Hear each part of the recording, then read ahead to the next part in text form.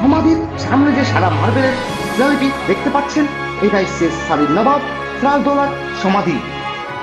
1757 সালের 2 জুলাই মির্জাফরের ছেলে মিররের আদেশে মোহাম্মদ বেগ নামের এক সৈন্য নবাব সিরাজদৌল্লাকে পিছন থেকে ছুরা মেরে বডিটাকে টুকরো টুকরো করে হত্যা করেন রাতের অন্ধকারে।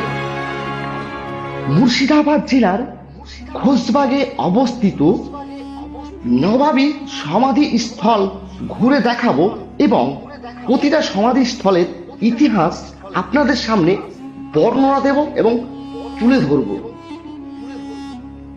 তার আগে জেনে নেওয়া যাক কেন নবাব সিরাজদৌল্লাকে হত্যা করা হয়েছিল।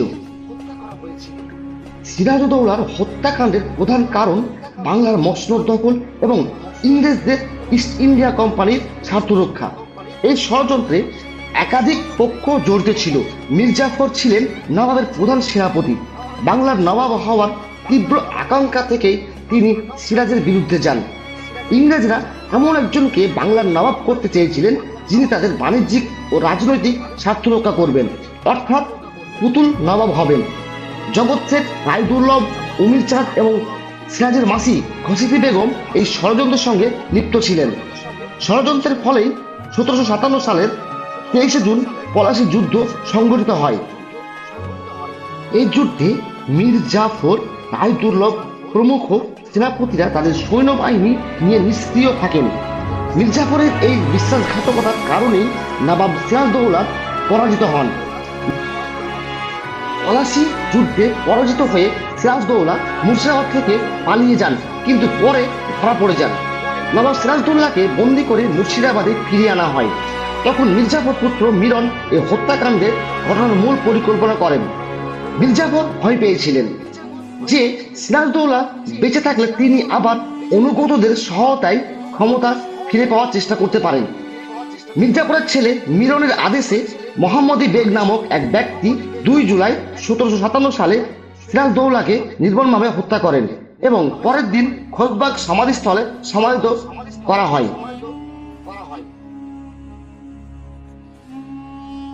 কিভাবে পৌঁছবেন? যারা ট্রেনে ভ্রমণ করে আসবেন, মুর্শিদাবাদ স্টেশনে নেমেই টোটো পেয়ে যাবেন।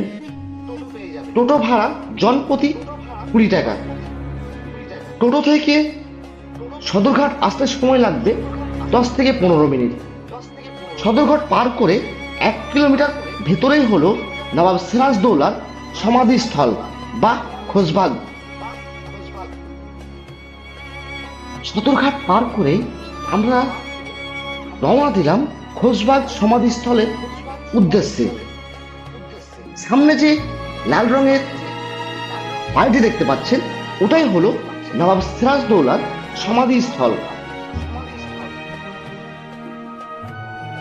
খোশবাগের আগের নাম ছিল খুশবুবাগ। এখানে 104 ধরনের গোলাপ ফুল চাষ করতেন আলিবর্দী খাঁ। দিল্লি জামা মসজিদ মডেলেই নির্মাণ করেছিলেন একটি মসজিদ। বর্তমানে মসজিদটি তালাবন্ধ। আলিবর্দী খাঁ সেই সময় হিরাদিল প্রাসাদ থেকে এখানে আসতেন নৌকা করে নামাজ পড়তে। আলিবর্দী খাঁ মারা যাওয়ার আগে রাজা সিরাজদৌল্লাকে বলে গেছিলেন, আমি মারা গেলে এখানেই আমার সমাধি দিবি, কারণ এই খোশবাগ জায়গাটি উনি অনেক পছন্দ করতেন। এখানে একান্ত সময় কাটাতেন। মূল গেট পেরিয়ে যে সামনে সমাধি স্থলটি দেখতে পাচ্ছেন, পাঁচিল দিয়ে ঘেরা, এর ভেতরে মোট 3টি সমাধি রয়েছে।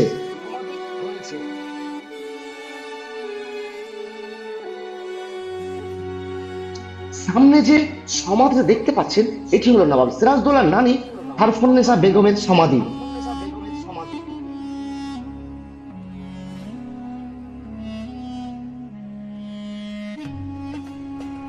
তৃতীয় সমাধিটি হলো নবাব সিরাজদৌল্লার মা আমিনা বেগমের সমাধি। আর তৃতীয় সমাধিটি হলো সেই মহিলা যাকে যুগ যুগ ধরে ঘৃণার চোখে দেখে, যার নাম শুনলে এপার বাংলা ওপার বাংলার মানুষ বিশ্বাসঘাতক বলেই চেনে, ঘাসিটি বেগম, নবাব সিরাজদৌল্লার মাসি বা খালার সমাধি। নবাব সিরাজদৌল্লা যখন মির্জাফরের প্রাসাদে বন্দী ছিলেন, সেই সময় বিহারের পাটনা এবং বাংলাদেশের ঢাকা থেকে 17 জন এসেছিলেন নবাব সিরাজদৌল্লার সঙ্গে দেখা করতে। মির্জাপুরের ছেলে মিরন ভেবে দেখলেন এদের যদি বাঁচিয়ে রাখি তাহলে পরবর্তী সময় সিংহাসন দাবি করবে অথবা যুদ্ধ ঘোষণা করবে, তাই খাবার সঙ্গে বিষ মিশিয়ে 17 জনকে হত্যা করেন। এখানে মোট 17টি সমাধি রয়েছে, 2টি সমাধি উঁচু স্থানে, বাকি 2টো নিচু স্থানে। উঁচু স্থানে যে 2টি সমাধি দেখতে পাচ্ছেন এনারা মুরব্বী ছিলেন বলেই এনাদের সমাধি উঁচু স্থানে দেওয়া হয়। এখানে একটি সমাধির উপরে ফার্সি ভাষা এবং একটি সমাধির উপরে উর্দু ভাষা লেখা রয়েছে। লোকে লোকে শোনা যায় একজন ছিলেন ঢাকার রাজা আশরাফুদ্দৌলাহ।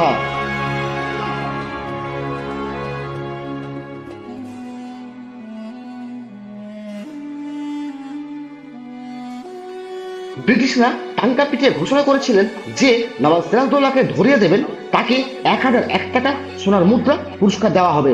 1757 সালে পলাশী যুদ্ধ হেরে যাওয়ার পর নবাব সিরাজদৌল্লা ছদ্মবেশে বিহারের উদ্দেশ্যে জলপথে পালাচ্ছিলেন। নবাব সিরাজদৌল্লা সব ড্রেস চেঞ্জ করলেও পায়ে নাগরা জুতো চেঞ্জ করতে ভুলে গেছিলেন।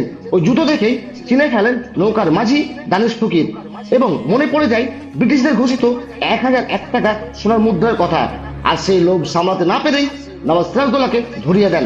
ব্রিটিশরা ভেবে দেখলেন যে নিজের দেশের নবাবের সঙ্গে গাদ্দারি করতে পারে, সে হয়তো কোনোদিন আমার সঙ্গে গাদ্দারি করবে, এবং পরবর্তীকালে তাকে এবং তার স্ত্রী ও সন্তানকে গুলি করে হত্যা করেন।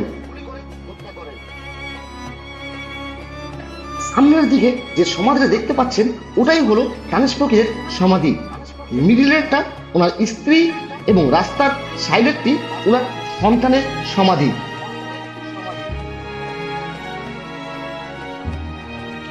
আমি এবার সেই সমাধিস্থলে প্রবেশ করব যেখানে চিরনিদ্রায় সাহিত্য রয়েছেন বাংলা, বিহার, উড়িষ্যার শেষ স্বাধীন নবাব সিরাজদৌল্লা।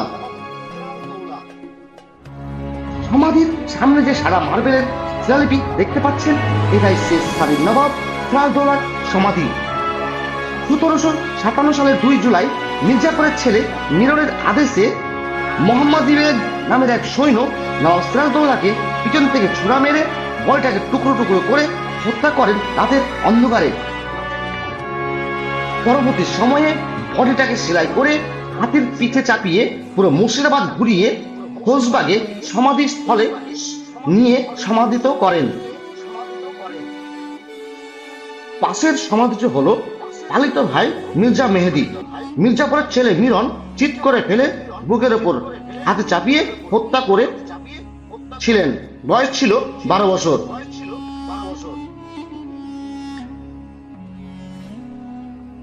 নবাব সিরাজদৌল্লার পায়ের নিচে নবাবের স্ত্রী লুৎফুন্নেসার সমাধি। নবাব সিরাজদৌল্লার মৃত্যুর খবর শুনে পাগল হয়ে গেছিলেন স্ত্রী লুৎফুন্নেসা বেগম।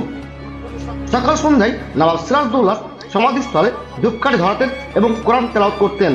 মারা যাওয়ার আগে জানিয়ে গেছিলেন মারা যাওয়ার পূর্বে তাহার স্বামী নবাব সিরাজদৌল্লার পায়ের নিচে সমাহিত করা হয়।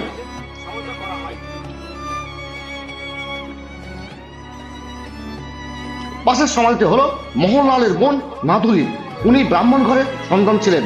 নবাব সিরাজদৌল্লার ঘরে নাচ গান করতেন এবং ব্রিটিশদের গুপ্ত খবর গুলো দিতেন, এবং উনি পরে ইসলাম ধর্ম গ্রহণ করে নাম হয়েছিলেন আলিয়া।